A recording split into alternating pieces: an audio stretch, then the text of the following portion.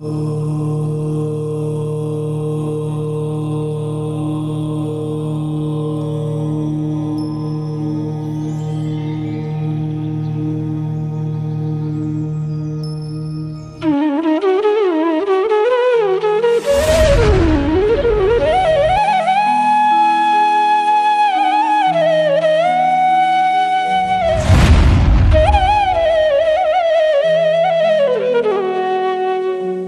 नमः सिद्धेभ्यः।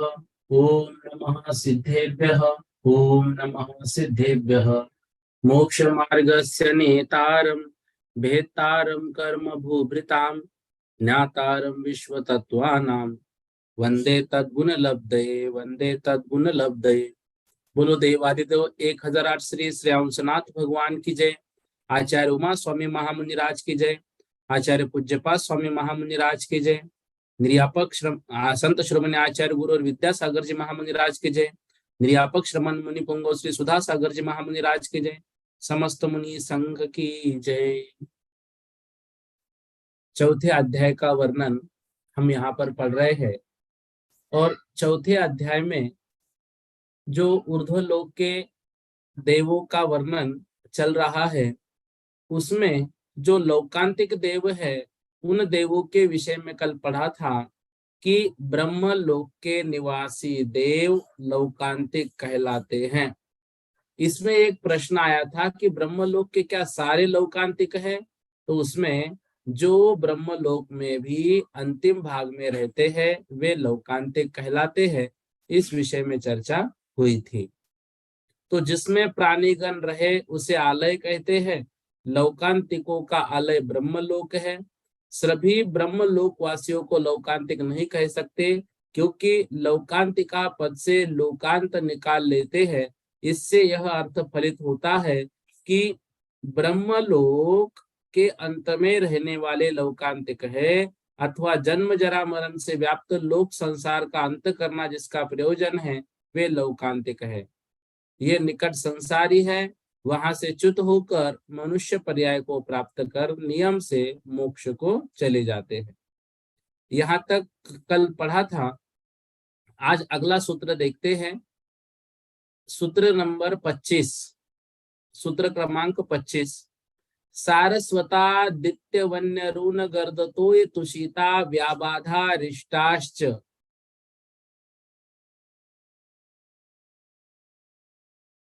सारस्वतादित्य वन्य रून गर्दतोय तुषिता व्याबाधा रिष्टाश्च।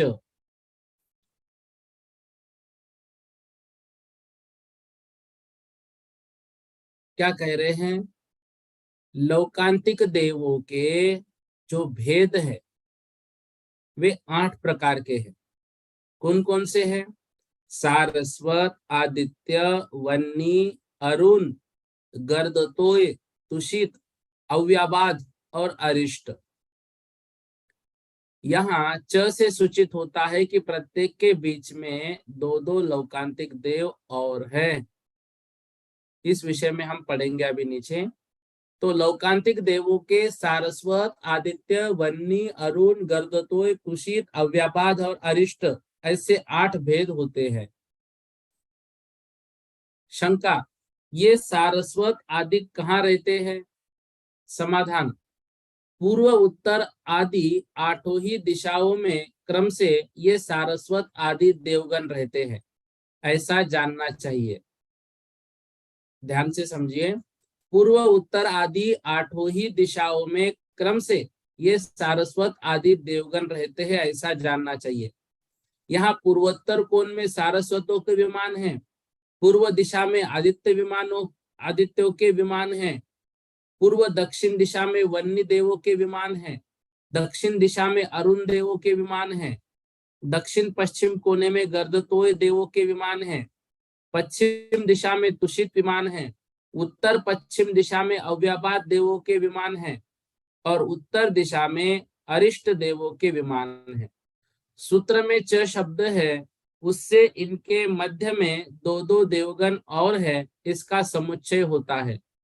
जैसे सारस्वत और आदित्य के मध्य में अग्नाभ और सूर्याभ, आदित्य और वन्नी के मध्य में चंद्राभ और सत्याभ, वन्नी और अरुण के मध्य में श्रेयस्कर और क्षेमंकर, अरुण और गर्दतोय के मध्य में वृषभेष्ट और कामचार, गर्दतोय और तुषित के मध्य में निर्माण रजस और दिगंत रक्षित, तुषित और अव्याबाद के मध्य में आत्मरक्षित और सर्वरक्षित, अव्याबाद और अरिष्ट के मध्य में मरुत और वसु, अरिष्ट और सारस्वत के मध्य में अश्व और विश्व।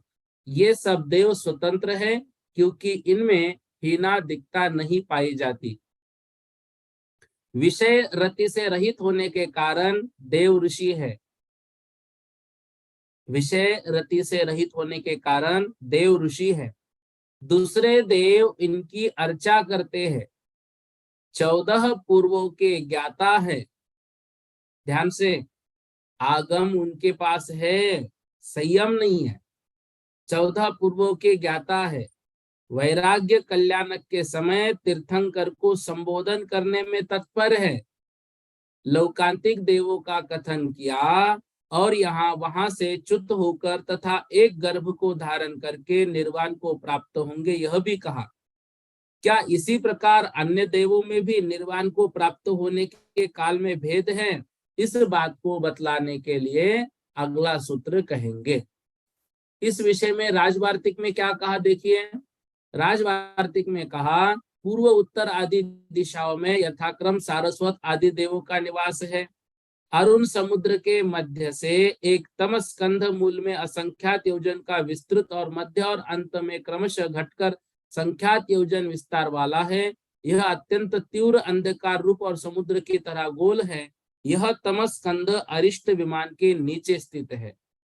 इससे 8 अंधकार राशियां निकलती है जो अरिष्ट विमान के आसपास है।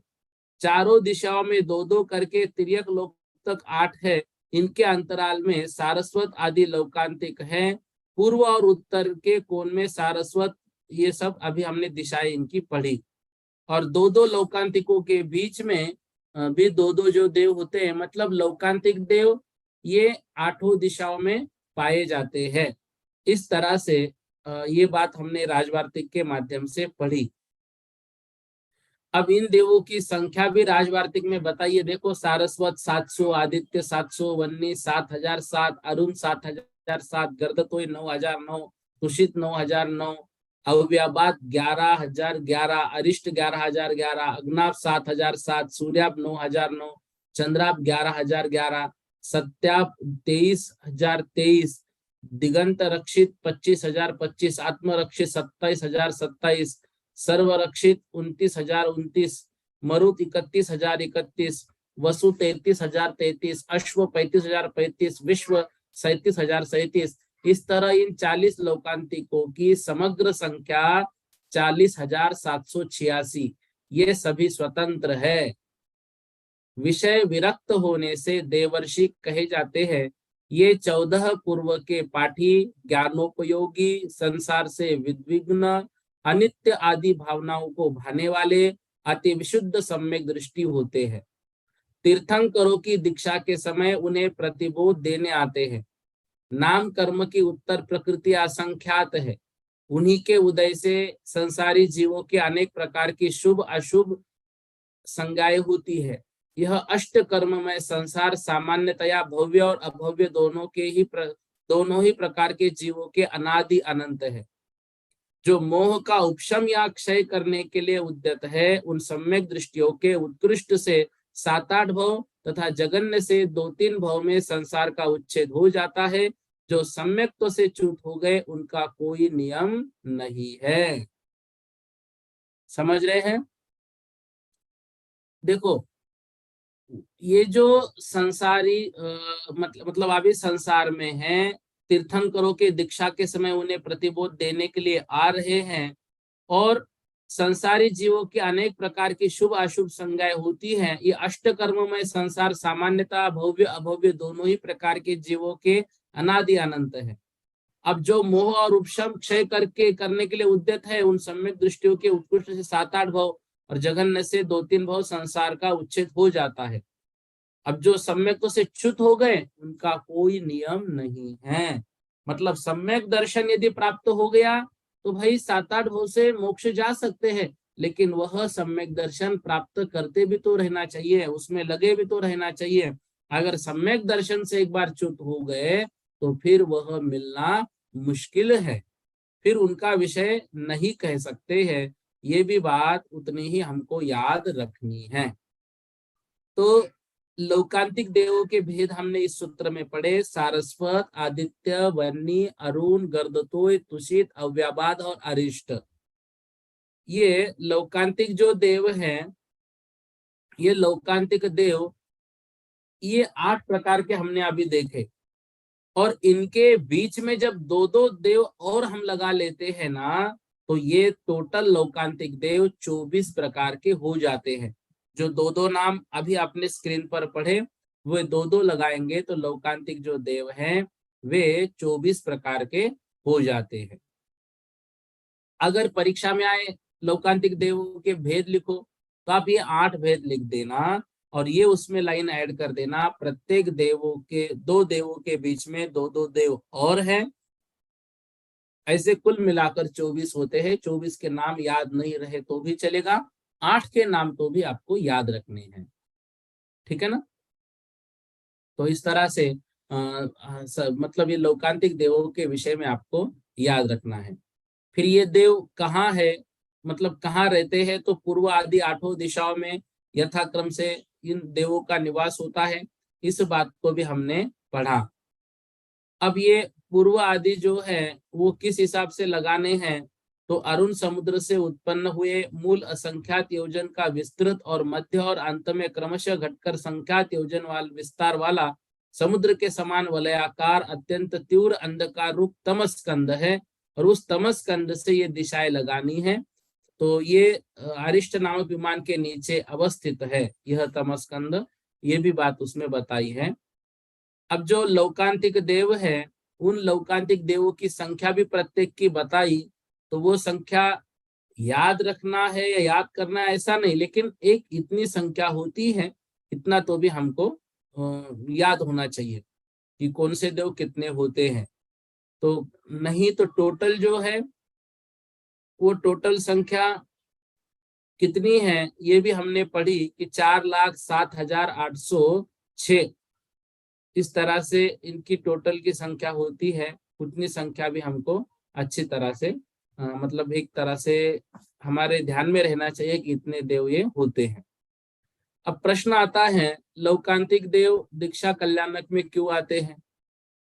अब देखो, लौकांतिक देव अवधिक ज्ञान से जान लेते हैं कि जिन देव स्वयं को एवं दूसरे को संसार समुद्र से पार उतारने के लिए तत्पर हो गए, अब वो वहां पर विचार करते हैं कि भगवान ने भव्य जीवों पर अनुग्रह करने वाला यह महान कार्य करने का बीड़ा उठाया, हमें भी इसकी अनुमोदना करनी चाहिए, तथा पूज्य पुरुषों की पूजा न करना भी स्वार्थ का घातक है। ऐसा विचार कर वे स्वर्ग से उतरकर भगवान के सम्मुख बड़े आदर से उपस्थित हो जाते हैं। पूज्य पुरुषों की पूजा करना भी आवश्यक है, और इस बात को जानकर लौकांतिक देव धरती पर आ जाते हैं। क्या करते हो यहाँ पर आकर, लौकांतिक देव यहाँ आकर भगवान से निवेदन करते हैं, हे भगवान, आपका यह कार्य बहुत उचित है। महान पुरुष कल्प वृक्ष की तरह प्रत्युपकार की अपेक्षा न करके जगत पर अनुग्रह करते हैं। जैसे कल्प वृक्ष बहुत सारी चीजें देता है, लेकिन दुनिया से कुछ मांगता है क्या, नहीं। ऐसे ही हे भगवान, आप भी किसी से कुछ न चाहते हुए, प्रत्युपकार की भावना न रखते हुए दुनिया के कल्याण के लिए निकल पड़े। स्वयं का कल्याण तो है ही है और दुनिया का भी कल्याण है। मिथ्यात्व रूपी अंधकार से ज्ञान रूपी दृष्टि से अवरुद्ध हो जाने से संसार के भव्य जीव कुमार्ग पर चल पड़ते हैं। बार बार कुगति रूप गड्ढे से निकलना चाहते हुए भी नहीं निकल पाते, कष्ट भोगते हैं। अब आप जो ये कार्य कर रहे हो, इसके माध्यम से विस्तृत दृढ़ समीचीन दृष्टि ऐसी रस्सी उनको मिलेगी, और उस रस्सी से आप उन जीवों को आगे खींचोगे और गुणशाली विशाल मोक्ष मार्ग पर चलकर उनका भी कल्याण करवाओगे। ऐसा वो भगवान की स्तुति में यहाँ पर बोलते हैं, और ऐसी भगवान की स्तुति करके वे पुनः अपने लोक में वापस जाते हैं। अब प्रश्न यहाँ पर, वर्तमान काल के जीव लौकांतिक बन सकते हैं क्या? देखो, जो पंचम काल में मुनि महाराज जी है, वे यदि रत्नत्रय की शुद्धता से युक्त होते हैं, आत्मा का ध्यान करते हैं, तो वे मुनि महाराज इंद्र पद या लौकांतिक देवपद प्राप्त। 26वां सूत्र, विजया दिशु द्विचर्मा, विजया दिशु द्विचर्मा, क्या कह रहे हैं? विजय आदिशु द्विचर्मा। विजय आदि कहां से लिया? विजय व जयंत, जयंत अपराजित के देव, द्विचर्मा, द्विचर्मा मतलब उत्कृष्ट साज से दो भवधारी है। तो 9 अनुदिश के 9 और 4 अनुत्तरों के विजय वैजयंत जयंत अपराजित आदि देव उत्कृष्टता से दो भव अवतारी होते हैं। सर्वार सिद्धि में इसकी व्याख्या क्या कर रहे हैं?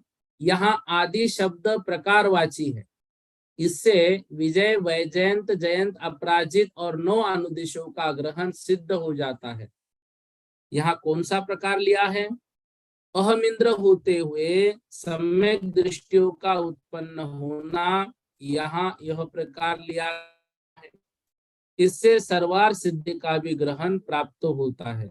समाधान, क्योंकि वे परम उत्कृष्ट है, उनका सर्वार सिद्धि सार्थक नाम है, इसलिए वे एक भव अवतारी होते हैं। वे दो भव अवतारी नहीं, एक भव अवतारी। देह का चरमपना मनुष्य भव की अपेक्षा लिया है। जिसके 2 चरम भव होते हैं वे द्विचरम कहलाते हैं।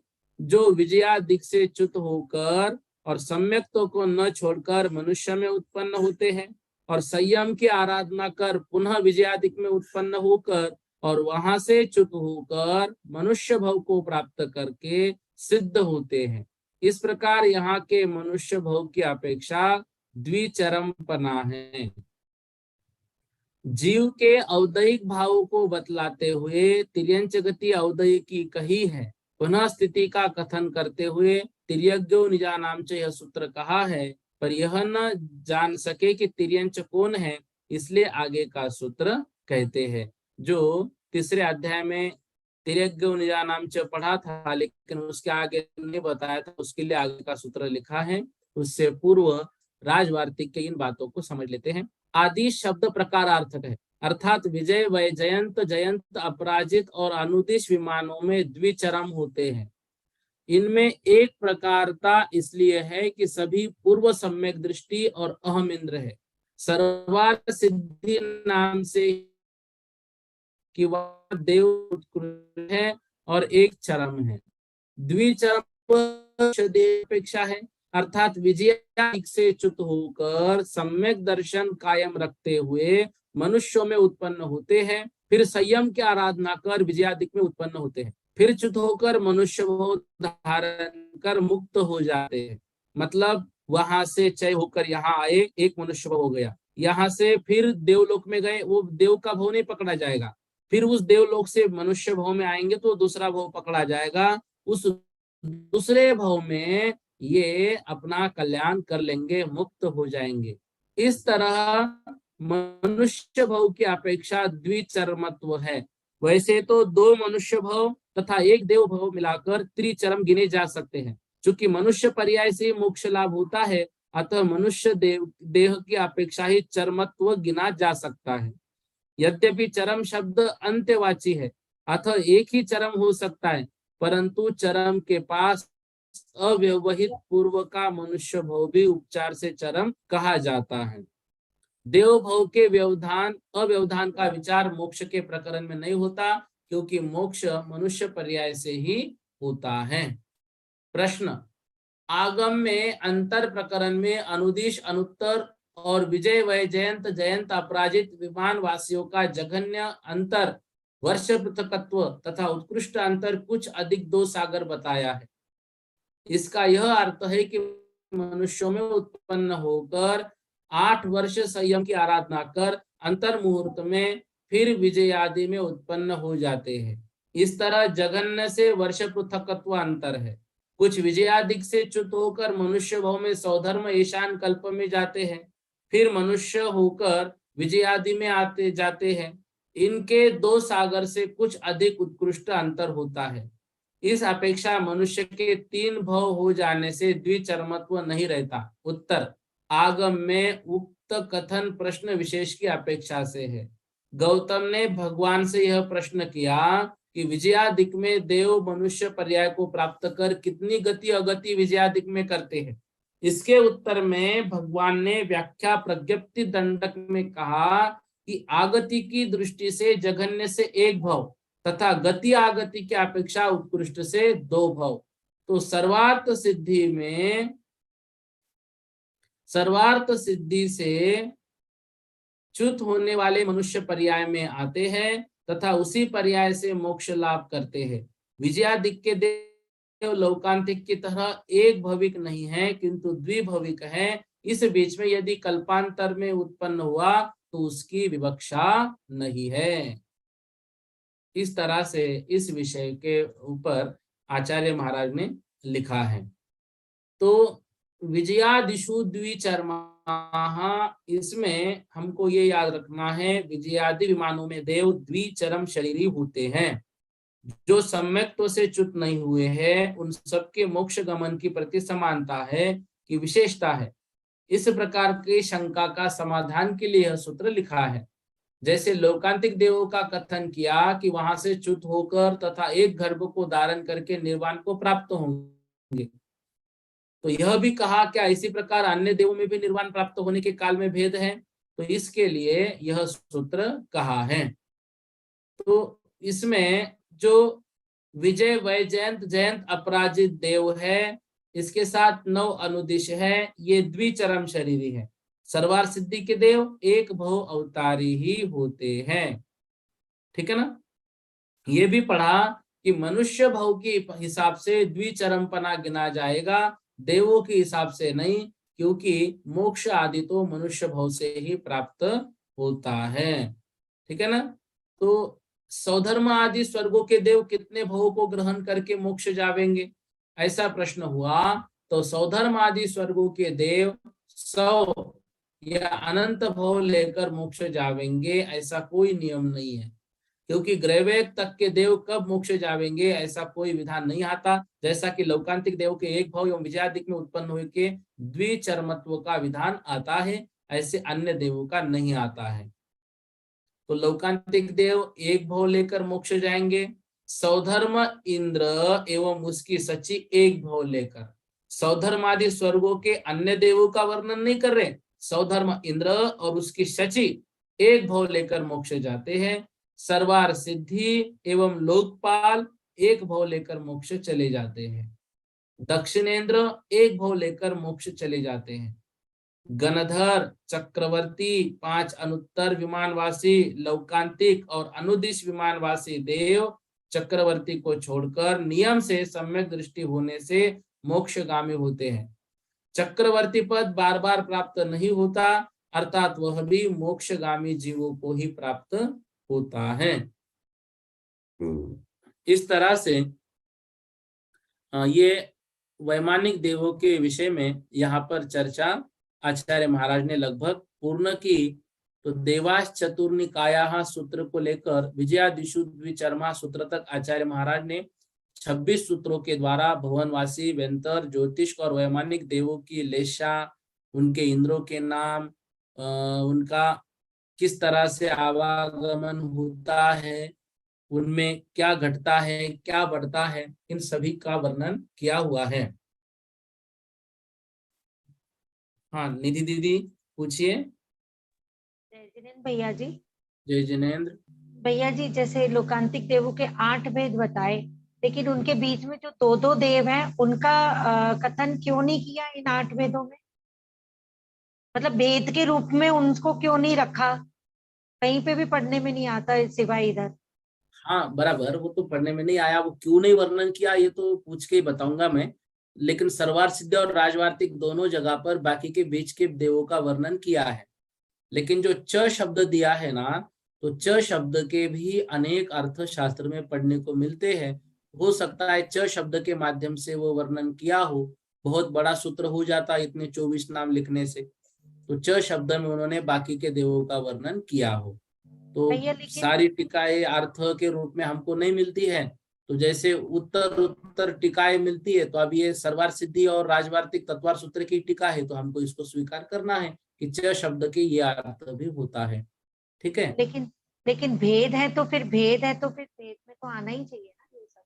नहीं हो सकता है ना कि मुख्य भेद ये 8 हो और उसके साथ बाकी के और लगे हुए हो। अच्छा, उत्तर भेद हो सकते हैं। हाँ हाँ।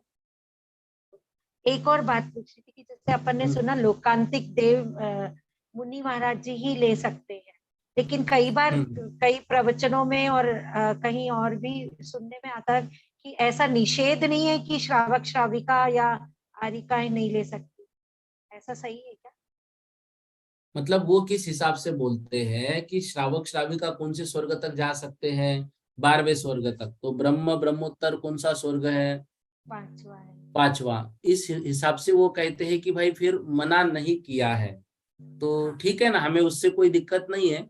लेकिन जब इतने पुण्यशाली जीव है वो कि अब वहां से एक भव में ही मोक्ष को चले जाएंगे, तो थोड़ा सा ये जान नहीं अटपटा। पड़ता है कि श्रावक वहां पर जाए और तुरंत मोक्ष को चले जाए। तो जो मुनि अटपटा है। रत्नत्रय की शुद्धता से इसका पालन करेंगे वो ही जा सकते हैं। इसका वर्णन मोक्ष पाहुड़ में पढ़ने को मिलेगा। जो अष्ट पहुड़ है ना, उसमें मोक्ष पहुड़ में स्पष्ट लिखा है कि जो मुनि रत्नत्रय की शुद्धता से युक्त होते हैं, आत्मा का ध्यान करने में लगे रहते हैं, वो इंद्र पद या लौकांतिक देव पद प्राप्त करे पंचम काल में रहते हुए, उसका निषेध नहीं है। और वहां से चैकर वो निर्वाण को भी प्राप्त होते हैं। मोक्ष पहुड़ में ये स्पष्ट लिखा है। बाकी श्रावकों के विषय में यदि होता तो मोक्ष पहुड़ में लिख देते। इस कारण से वह बात थोड़ी सी सटीक जान नहीं पड़ती है। जी भैया, आरिका लोगों के लिए भी मतलब वर्जित हो जाता है क्या वो? देखो वहां मुनि रत्नत्रय की शुद्धता ये शब्द स्पष्ट लिखा है, मोक्ष पहुड़ में आप पढ़ लीजिएगा, जी मोक्ष भैया। पहुड़ में लिखा है। ठीक है ना। Thank you. अष्टपहुड़ थैंक ग्रंथ लिए कि नहीं आपने प्रणम्य सागर महाराज जी के? नहीं, नहीं लिए भैया। वो ले लेना, 8 बहुत अच्छे लिखे हैं महाराज जी ने। संस्थान में मिल जाएंगे क्या? नहीं, प्रणम्य सागर महाराज जी का साहित्य मेरठ से मिलता है। तो अच्छा। लगभग उनके 31 या 35 शास्त्र प्रकाशित हुए, बहुत अच्छे शास्त्र है। घर में रख सकते हो उसको? बिल्कुल सभी शास्त्र घर पे रख सकते हैं। मैंने पूरे लिए हैं, घर में रखे हैं। अच्छा अच्छा। हाँ। ठीक है भैया, थैंक यू भैया। जी। आकांक्षा जी जैन बोलिएगा।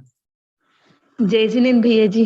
भैया जी, जय। ये दो बोल रहे कि 2 भवतारी हैं लौकांतिक देव, लेकिन इसमें मनुष्य भव से 3 भव से हो रहा, तो कैसे मतलब 2 कह रही या विजय देखो दो पहले? दो ऐसे लौकांतिक देव नहीं, देखो लौकांतिक देव तो एक भव अवतारी कह रहे हैं, जो विजय आदि जो है ना वो 2 भव अवतारी कह रहे हैं। तो उसमें जो 2 भव पकड़े जा रहे हैं ना, वो मनुष्य भव के पकड़े जा रहे हैं। जो एक बीच में देव का भव लेते हैं उसको नहीं गिन रहे।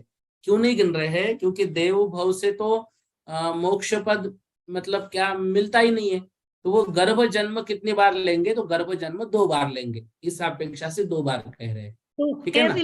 कैसे लेंगे? पहले विजय आदिक में उत्पन्न हुए, फिर मनुष्य, फिर विजय आदिक में उत्पन्न हुए, फिर हाँ मनुष्य, हाँ फिर। हाँ हाँ। तो ऐसे 2 बार मनुष्य बनेंगे वो। अच्छा, लिखा 3 बार मनुष्य है ना? नहीं, 2 बार मनुष्य लिखा है ना। ये स्क्रीन पे यही नहीं लिखा? 3 बार ही तो पढ़ा था। 3 भाव होते हैं, इस अपेक्षा से मनुष्य के 3 भाव हो जाने से द्विचर मत नहीं।